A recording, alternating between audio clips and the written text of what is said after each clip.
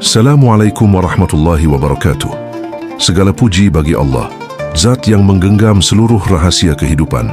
Syalawat dan salam semoga senantiasa tercurah kepada junjungan kita, Nabi Muhammad sallallahu alaihi wasallam, sang pembawa cahaya, sang penuntun jiwa-jiwa yang haus akan makna. Sobat Rumi, di malam yang sunyi ini atau di waktu apapun engkau menyempatkan telinga dan hatimu untuk mendengarkan, mari sejenak kita tinggalkan hiruk-pikuk dunia. Dunia yang tanpa kita sadari terus menggiring kita, mengejar hal-hal yang tak pernah betul-betul memberi ketenangan. Di antara gelombang keinginan manusia, di antara deru harapan yang terus berkejaran dengan ketakutan, ada sebuah titik sunyi dalam hati setiap insan. Sebuah ruang kecil yang tak terjamah oleh kebisingan dunia. Sebuah ruang yang sering kali kita lupakan keberadaannya karena kita terlalu sibuk menengok keluar, terlalu sibuk menilai orang lain, terlalu sibuk mengkhawatirkan masa depan dan menyesali masa lalu. Rumi, seorang sufi agung yang kata-katanya terus hidup hingga hari ini, pernah berkata, "Lepaskan dirimu dari keinginan dan ketakutan, maka kau akan menemukan dirimu yang sejati." Kalimat sederhana, tapi menyimpan kedalaman yang hanya bisa dirasakan oleh hati yang siap untuk merunduk. Karena dalam setiap keinginan yang kita kejar dan dalam setiap ketakutan yang kita pelihara, ada jerat yang membuat jiwa kita terbelenggu. Sobat Rumi, coba tanyakan pada dirimu saat ini, berapa banyak keinginan yang masih kau kejar? Berapa banyak ketakutan yang diam-diam kau rawat di hatimu? Keinginan akan kekayaan, akan jabatan, akan cinta, akan pengakuan, akan kekuatan, akan kemuliaan. Dan di sisi lain, ketakutan akan kehilangan, ketakutan akan kegagalan, ketakutan akan hinaan, ketakutan akan kematian. Bukankah tanpa sadar, hidup kita berjalan di antara dua kutub ini? Keinginan yang menarik kita ke satu sisi, dan ketakutan yang mendorong kita ke sisi lainnya, hingga tanpa terasa, kita lelah, jiwa kita letih, tapi mulut masih berkata, "Aku baik-baik saja." Padahal hati sesungguhnya rindu pulang. Rumi dan para sufi sebelum dan sesudahnya tak pernah menjanjikan bahwa spiritualitas itu dipenuhi oleh cahaya-cahaya yang menari di langit. Mereka tak berkata bahwa setelah sampai di jalan Tuhan, maka kau akan melihat yang gaib, mendengar bisikan langit, atau mampu membaca hati manusia. Karena sesungguhnya, puncak spiritual bukanlah ketika seseorang mampu melakukan hal-hal luar biasa, melainkan saat dia mampu bersikap biasa-biasa saja terhadap kehidupan, bukan apatis, bukan putus asa, tapi hati yang telah selesai dengan dirinya, hati yang tak lagi dipermainkan oleh suka dan duka, hati yang tak lagi bergantung pada pujian, hati yang tidak terlalu bersedih saat kehilangan dan tak terlalu mabuk saat kemenangan datang. Biasa-biasa saja, dalam artian batin yang tenang di tengah gelombang kehidupan. Bukan berarti tidak mencintai hidup, tapi mampu menyadari bahwa semua yang ada di dunia ini hanyalah peran-peran sementara dalam panggung yang sebentar lagi akan digulung tirainya. Sobat Rumi, coba renungkan, berapa banyak luka yang kita alami dalam hidup ini karena terlalu berharap? Berapa banyak kekecewaan yang datang karena terlalu menginginkan sesuatu berjalan sesuai keinginan kita? Berapa kali kita terjebak dalam kegelisahan, dalam kecemasan, dalam rasa iri, dalam amarah, hanya karena kita belum mampu menerima bahwa hidup ini memang tidak selalu sesuai rencana.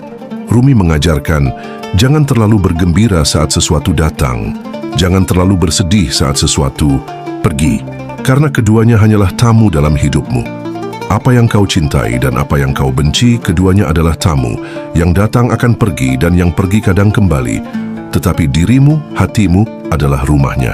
Maka rawatlah rumah itu, jangan biarkan ia dikotori oleh keinginan yang berlebihan dan ketakutan yang tak berujung.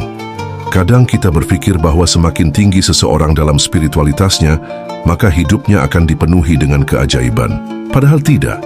Para sufi yang benar-benar sampai justru menjadi manusia yang paling sederhana. Cara berbicaranya lembut, cara menatapnya menenangkan, cara berpikirnya lapang.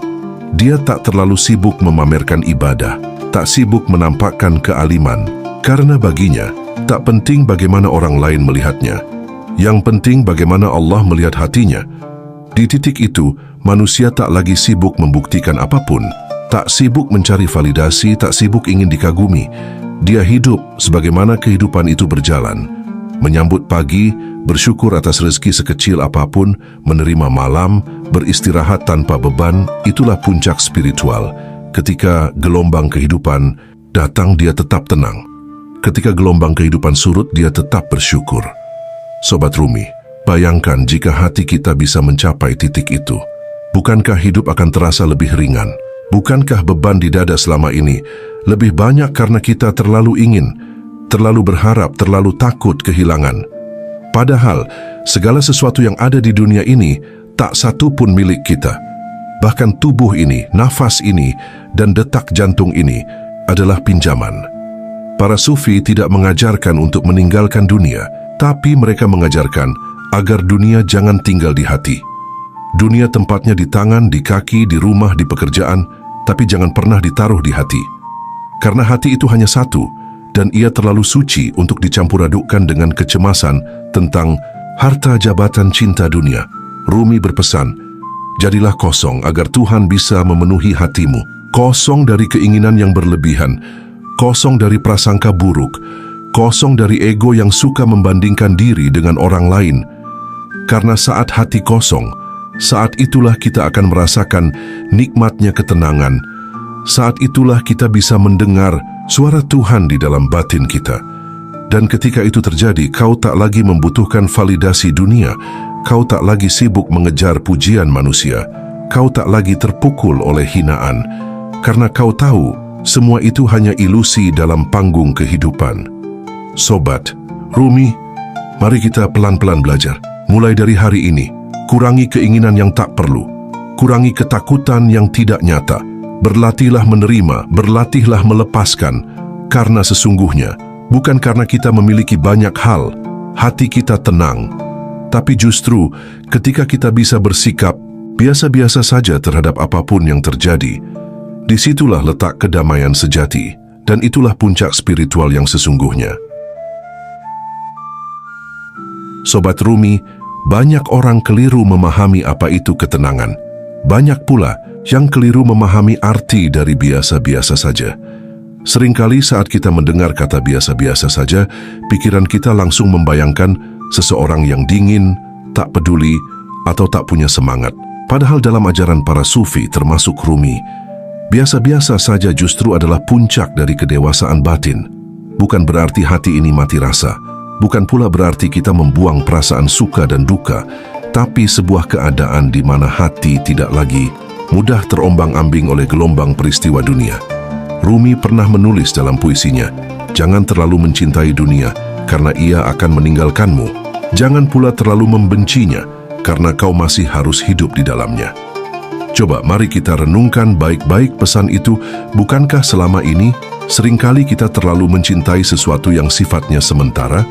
Kita terlalu berharap pada orang lain, terlalu menggantungkan bahagia kita pada benda, pada status sosial, pada pengakuan manusia. Dan saat hal itu hilang, kita hancur, kita gelisah, kita kecewa, seolah-olah dunia runtuh di hadapan kita. Lalu di waktu lain, saat kebahagiaan datang, kita pun terlalu larut di dalamnya, sampai lupa bahwa dunia ini hanyalah persinggahan. Rumi mengingatkan bahwa dunia ini ibarat sebuah pasar yang suatu saat akan tutup. Kau boleh berdagang di sana, kau boleh tertawa, bercengkerama, mencintai, menikmati, tapi jangan lupa, suatu saat kau harus pulang. Dan tak ada satu pun dari apa yang kau dapatkan di pasar itu yang bisa kau bawa ke akhirat, kecuali amal dan hati yang bersih. Maka, biasa-biasa saja bukan berarti hidup tanpa rasa, tapi hidup dengan kesadaran penuh bahwa apapun yang datang, sifatnya hanya sementara. Saat kebahagiaan datang, nikmati secukupnya, bersyukur seperlunya. Jangan terlalu menggenggamnya erat, karena semua itu bukan milik kita. Saat kesedihan mengetuk, terima dengan lapang dada, jangan mengutuk takdir, karena semua kejadian datang dari Tuhan sebagai guru-guru kehidupan. Sobat Rumi, biasa-biasa saja berarti bisa berdamai dengan dua hal. Yang pertama, berdamai dengan apa yang tak bisa kita ubah. Yang kedua, berdamai dengan apa yang tak bisa kita miliki. Selama ini, kita terlalu sibuk memaksa dunia agar berjalan sesuai kehendak kita. Padahal dunia tak pernah peduli pada rencana-rencana kita. Ada kalanya yang kita inginkan tak jadi kenyataan. Ada saatnya orang yang kita cintai pergi. Ada waktunya harta yang kita kumpulkan lenyap dalam sekejap. Di saat itulah, orang-orang yang belum selesai dengan dirinya akan meronta, menangis dan menggugat langit. Tapi orang yang hatinya telah mencapai puncak spiritual akan tenang. Ia tahu hidup memang begini adanya, seperti laut yang pasang surut, seperti angin yang berhembus datang dan pergi, seperti hujan yang turun lalu reda. Tak ada yang abadi, tak ada yang benar-benar milik kita, dan karena itulah kita belajar bersikap biasa-biasa saja. Rumi berkata, kebahagiaan dan kesedihan hanyalah dua tamu dalam hidupmu. Perlakukan keduanya dengan sopan, tapi jangan beri mereka tempat tinggal permanen di hatimu. Kita boleh senang saat bahagia datang, tapi jangan lupa bahwa itu bukan selamanya. Kita boleh sedih saat duka datang, tapi ingat bahwa semua luka pun akan sembuh pada waktunya. Sobat Rumi, coba sejenak pejamkan matamu, tanyakan pada dirimu, sudah berapa kali dalam hidup ini kau terpuruk oleh hal-hal yang sifatnya sementara? Sudah berapa kali hatimu dipermainkan oleh sesuatu yang kini bahkan sudah tak lagi kau ingat? Bukankah banyak hal yang dulu kita kira akhir dari segalanya, tapi ternyata waktu membuktikan bahwa semua bisa kita lalui? Lantas, mengapa sekarang kita masih mudah goyah? Mengapa kita belum belajar meletakkan segala sesuatu di tempatnya? Rumi mengajarkan bahwa tugas kita di dunia ini bukan untuk mengejar apa-apa yang fana, tapi untuk menemukan ruang sunyi dalam hati, tempat di mana segala hiruk-pikuk dunia tak lagi berkuasa. Tempat di mana keinginan dan ketakutan tak bisa masuk. Tempat di mana kita bisa menyandarkan diri hanya kepada Allah. Di titik itu, seseorang tak lagi sibuk mengejar dunia, tapi juga tak meninggalkannya. Ia bekerja tapi tak tamak. Ia mencintai tapi tak posesif. Ia berdoa tapi tak memaksa Tuhan mengikuti kemauannya. Karena ia paham bahwa yang terbaik selalu datang di waktu terbaik, dengan cara terbaik, meskipun kadang tak sesuai dengan rencana kita.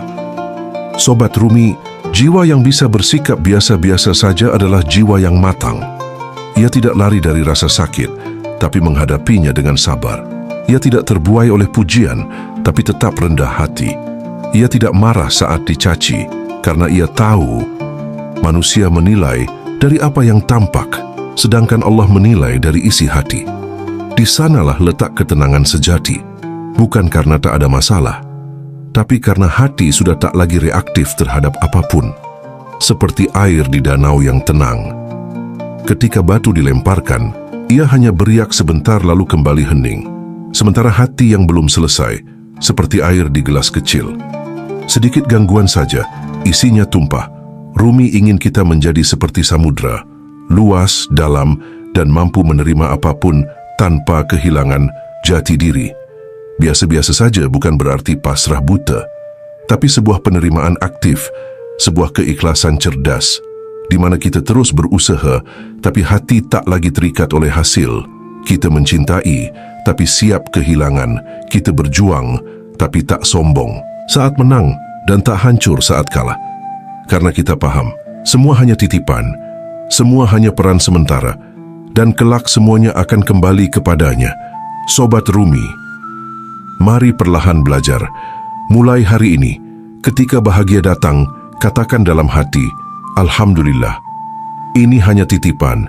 Semoga aku tak lupa diri. Ketika sedih menghampiri, bisikkan Inna lillahi wa inna ilaihi raji'un. Aku tahu semua akan berlalu. Saat kau dipuji, ucapkan, segala puji hanya milik Allah, aku hanyalah perantara. Saat kau dicaci, katakan terima kasih, karena mungkin di situ ada peringatan dari Allah untukku. Begitu seterusnya. Hingga pelan-pelan, hati ini bisa bersikap biasa-biasa saja. Dan disitulah puncak spiritualitasmu. Karena jiwa yang paling damai bukan yang penuh keajaiban, tapi yang tak lagi diombang-ambingkan oleh dunia. Sobat Rumi, pernahkah kau bertanya, mengapa manusia terus merasa gelisah? Mengapa kita tak pernah benar-benar puas, meski segala hal yang kita inginkan satu persatu sudah hadir di hadapan? Ada orang yang telah mendapatkan harta, ada yang telah memiliki cinta, ada yang duduk di atas takhta, dihormati manusia, disanjung kata-kata, tapi tetap ada ruang kosong di dalam hati yang tak bisa diisi oleh apapun. Disinilah Rumi memberikan pelajaran besar bagi kita. Ia berkata, "Aku mencari Tuhan di gereja, di kuil, di masjid, dan kutemukan Dia di dalam hatiku sendiri." Sobat Rumi, seringkali kita keliru dalam memahami kebahagiaan dan ketenangan. Kita kira ketenangan itu lahir dari banyaknya harta. Kita sangka kedamaian itu hadir dari pujian manusia. Kita bayangkan puncak spiritual adalah saat kita bisa berbicara dengan langit, melihat cahaya gaib, atau memegang kekuatan supranatural.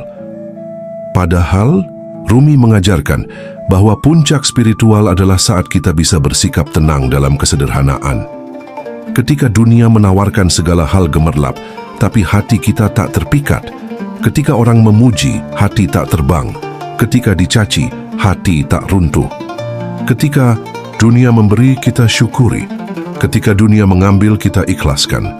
Karena sejatinya semakin tinggi seorang manusia dalam spiritualitasnya, semakin sederhana caranya memandang kehidupan. Bukan karena hidupnya tanpa masalah, tapi karena dia telah selesai dengan urusan egonya. Ego itulah yang membuat manusia sibuk mengejar pengakuan. Ego itulah yang membuat kita ingin dipuja, ingin diistimewakan, ingin dihormati, ingin dianggap suci dan berbeda.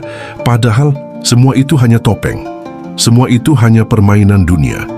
Rumi berkata, selama engkau masih sibuk mengejar kedudukan, harta, dan pengakuan, engkau tak akan pernah sampai kepada Tuhan, karena Dia tidak berada di puncak dunia, tapi di ruang paling sunyi dalam hatimu. Sobat Rumi, puncak spiritual bukan berarti kau bisa terbang, bukan berarti kau bisa membaca isi hati orang, bukan berarti kau jadi manusia yang tak pernah tertimpa musibah, tapi saat musibah datang, engkau tetap tersenyum. Saat ditinggalkan, engkau tetap tenang. Saat dihina, engkau tak perlu membalas karena kau tahu semua yang terjadi di dunia ini hanyalah bayang-bayang. Yang nyata hanya Dia, yang abadi hanya cintanya.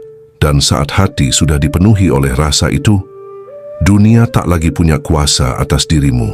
Rumi pernah menulis, ketika kau telah mengenal Tuhan dalam hatimu, maka apapun yang dulu menyakitimu, kini menjadi jalan yang membawamu pulang. Lihatlah, orang yang belum selesai dengan egonya selalu merasa terganggu oleh dunia. Ada orang mencela, dia marah. Ada yang menyalip rezekinya, dia iri. Ada yang lebih dipuji, dia sakit hati. Karena apa? Karena masih menggenggam ego. Padahal, semakin tinggi perjalanan spiritual seseorang, semakin dia menyadari bahwa dunia ini hanya panggung ujian. Yang sesungguhnya harus kau jaga bukan citra diri, tapi ketenangan batin. Sobat Rumi, tenang dan sederhana bukan berarti kau tak punya keinginan, tapi kau tahu mana yang pantas dikejar dan mana yang sebaiknya dilepas. Kau tahu mana yang perlu dipertahankan dan mana yang memang harus kau relakan. Kau boleh bekerja keras, kau boleh bermimpi besar, kau boleh memiliki apa saja di dunia ini. Tapi jangan biarkan hatimu terikat pada apa yang kau genggam. Karena Rumi mengajarkan, apapun yang kau genggam terlalu erat akan membuatmu gelisah. Maka belajarlah melepaskan agar engkau bisa merasakan ketenangan. Sobat Rumi, ketika kau mencari ketenangan di luar dirimu, yang ada hanyalah kelelahan, karena dunia tak pernah selesai memberikan syarat. Hari ini kau dipuji karena hartamu, besok karena penampilanmu, lusa karena kekuasaanmu. Dan saat satu saja dari itu hilang, seluruh duniamu runtuh. Tapi bila ketenangan kau temukan dalam dirimu, dalam ruang batinmu yang paling sunyi, maka apapun yang terjadi di luar sana tak akan mampu mengusik kedamaianmu. Inilah yang dimaksud dengan puncak spiritual. Saat duniamu boleh gaduh, tapi hatimu tetap teduh. Saat dunia boleh berubah, tapi batinmu tetap tenang. Seperti samudra luas, di mana ombak hanya bergulung di permukaan, tapi di kedalamannya tetap hening. Sobat Rumi, mari kita perlahan belajar. Belajar menata hati, belajar menahan diri, belajar menyederhanakan pikiran, Belajar melepaskan keinginan-keinginan yang membuat batin resah. Karena semakin sederhana hati seseorang, semakin lapang jiwanya. Dan disitulah ketenangan akan hadir. Tak perlu kau kejar kedudukan, karena ia tak menjamin damai. Tak perlu kau cari pujian, karena ia tak abadi. Tak perlu berharap pengakuan, karena ia fana. Cukup kau kenali dirimu sendiri, temukan Tuhan di hatimu. Berjalanlah di dunia dengan tenang, tanpa terlalu berharap, tanpa terlalu takut. Karena apa yang tertulis untukmu tak akan pernah salah alamat. Dan ingatlah, sebagaimana Rumi berkata, yang dulu menyakitimu kini jadi jalanmu pulang. Karena semua peristiwa di dunia ini sejatinya adalah cara Tuhan membawamu kembali kepadanya. Jadi, jika hari ini hatimu masih gelisah, jika langkahmu masih berat, jika pikiranmu masih sibuk dengan apa kata orang, dengan dunia yang fana, tenangkanlah, bicaralah dengan hatimu sendiri malam ini. Temui Tuhan di ruang sunyi jiwamu, dan rasakan bahwa ketenangan sejati tak pernah berada di luar sana. Dia selalu ada di dalam sini, di hatimu, di kedalaman jiwamu. Dan bila engkau telah sampai di sana, maka segala hal di dunia ini akan kau pandang sebagai pelajaran, bukan beban, sebagai jalan pulang, bukan kutukan. Itulah puncak spiritual tenang, sederhana dan selesai dengan egonya. Sobat Rumi, hidup di dunia ini tak lebih dari sebuah persinggahan. Kita datang, singgah sejenak, lalu pergi. Begitu juga dengan apa yang kita genggam, harta, jabatan, cinta, pujian, bahkan rasa sakit dan luka. Semua itu dalam pandangan Rumi hanyalah tamu-tamu yang datang dan pergi. Rumi berkata, jangan membangun rumahmu di tepi sungai, sebab arus akan membawanya. Bangunlah rumah di hatimu, sebab di sanalah engkau akan abadi. Sungguh, kita seringkali lupa bahwa dunia ini tak pernah benar-benar bisa kita miliki. Betapa banyak orang membangun kehidupannya di atas hal-hal fana, mengukur kebahagiaan dari seberapa banyak yang bisa ia kumpulkan, menganggap dirinya bernilai dari seberapa tinggi orang lain memujinya. Tapi pernahkah kita sadari, semua itu hanyalah bayang-bayang. Hari ini ada, esok bisa lenyap. Hari ini dipuji, besok dilupakan. Hari ini disanjung, esok diabaikan. Rumi mengajarkan bahwa kehidupan dunia dan kehidupan batin itu berjalan beriringan. Dunia luar kita sibuk bergerak, ada suka, ada duka. Tapi dunia dalam kita seharusnya menjadi tempat yang tetap, tempat di mana hati tak lagi terombang-ambing oleh apapun yang datang dari luar. Sobat Rumi, bila kita terlalu melekat pada apa yang ada di luar diri, kita akan terus lelah, terus cemas, dan terus takut. Takut kehilangan, takut tertinggal, takut gagal, karena kita membangun rumah kita di tepi sungai yang airnya terus mengalir tanpa pernah bisa kita hentikan. Coba renungkan sejenak, seberapa sering hidup kita dipenuhi oleh keinginan-keinginan yang tak pernah selesai. Saat satu terpenuhi, kita kejar yang lain. Saat satu tercapai, kita takut kehilangannya. Seakan-akan kebahagiaan kita tergantung pada hal-hal yang sebenarnya sementara. Rumi berkata, ketika engkau terlalu mencintai sesuatu di dunia ini, maka bersiaplah untuk terluka, karena dunia tak pernah setia. Ia akan mengambil kembali apa yang pernah ia beri. Sobat Rumi, ada yang setiap harinya dikuasai kecemasan karena urusan dunia. Ada yang selalu gelisah karena takut usahanya bangkrut. Ada yang resah karena takut ditinggalkan pasangan. Ada yang panik karena takut kehilangan pengaruh. Padahal semua itu bukanlah milik sejati kita. Dunia ini hanyalah panggung. Kita semua pemeran yang sebentar lagi selesai. Lalu, apa yang abadi? Apa yang tak pernah bisa diambil oleh dunia? Jawabannya, kehidupan batin. Rumi mengajarkan bahwa saat dunia luar sibuk menawarkan segala hal, kita harus pandai-pandai menjaga dunia dalam diri. Karena di sanalah letak kekuatan sebenarnya. Bukan di istana megah, bukan di gemerlap harta, bukan di dalam pengakuan manusia, tapi di ruang sunyi hati kita sendiri. Di sana ada ketenangan yang tak bisa dibeli, ada kedamaian yang tak tergantung situasi, ada kebahagiaan yang tak membutuhkan pujian. Sobat Rumi, orang yang telah sampai di titik ini, bukan berarti hidupnya tanpa ujian, bukan berarti dia tak pernah sedih, bukan berarti dia tak pernah kecewa, tapi dia tahu Semua itu hanyalah tamu. Datang, lalu pergi. Rumi berkata, jangan bersedih saat kesulitan datang, sebab ia membawa pesan yang belum kau pahami. Sambutlah ia sebagai tamu kehormatan. Dengarkan apa yang ingin ia sampaikan, lalu biarkan ia pergi. Itulah mengapa hubungan antara kehidupan dunia dan kehidupan batin sangat penting.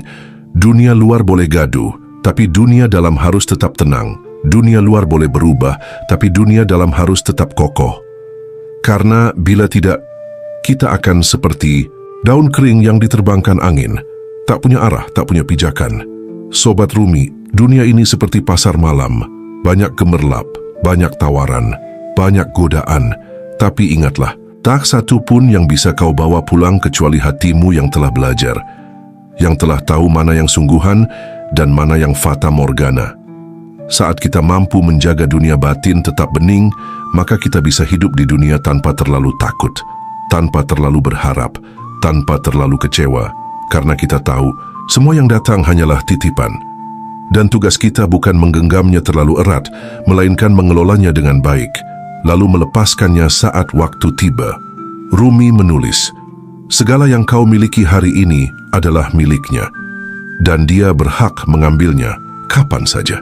Maka jangan terlalu melekat, sebab dunia ini hanya sekadar penginapan, bukan rumah abadi. Sobat Rumi, mari mulai belajar menata hati, belajar menyambut semua yang datang dengan lapang, belajar melepaskan semua yang pergi dengan ikhlas, belajar menerima takdir tanpa banyak menggugat. Karena sesungguhnya saat hati kita bisa melakukan itu, di sanalah letak kebahagiaan sejati. Bukan di apa yang kita miliki, bukan di berapa banyak yang kita kumpulkan, bukan di pujian orang lain, tapi di kedamaian hati yang tahu bahwa semua ini hanyalah sementara. Dan bila hati telah tenang, kita bisa menjalani hidup dengan ringan, bekerja tanpa diperbudak hasil, mencintai tanpa takut ditinggal, memiliki tanpa merasa harus menggenggam. Itulah cara Rumi memandang hubungan antara kehidupan dunia dan kehidupan batin. Saling terkait, saling melengkapi. Tapi jangan sampai yang fana mengendalikan yang abadi. Sobat Rumi, ingatlah, hidup ini singkat, tapi cukup panjang untuk kita belajar, untuk kita merasakan cintanya, untuk kita kembali pulang dalam keadaan damai. Maka malam ini, mari kita periksa hati kita.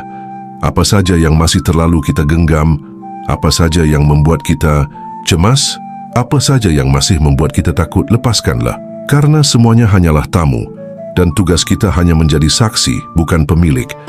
Rumi berkata, jadilah seperti pohon, akarnya di bumi, dahannya ke langit.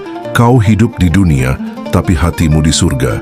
Begitulah seharusnya kita hidup di dunia ini tanpa lupa siapa diri kita, tanpa terlena oleh yang sementara, dan tetap menjaga hati sebagai rumah paling abadi, karena hanya hati yang tenang yang bisa kembali pulang. Akhir kata Sobat Rumi, jika pesan ini menyentuh hatimu, jika kata-kata ini seolah berbicara tentang perjalananmu, aku ingin kau tuliskan di kolom komentar, aku ingin pulang ke hatiku yang tenang. Karena mungkin malam ini, perjalanan itu dimulai, bukan besok, bukan saat semua urusan selesai, bukan saat luka sembuh, tapi di saat kamu memilih untuk berdamai, di saat kamu memilih untuk berhenti mengejar bayangan, dan mulai pulang ke hati yang kosong dari segala hasrat tapi penuh oleh cahayanya. Sobat Rumi, perjalanan itu berat, tapi kamu tidak sendirian. Karena kita semua sedang berjalan menuju rumah yang sama,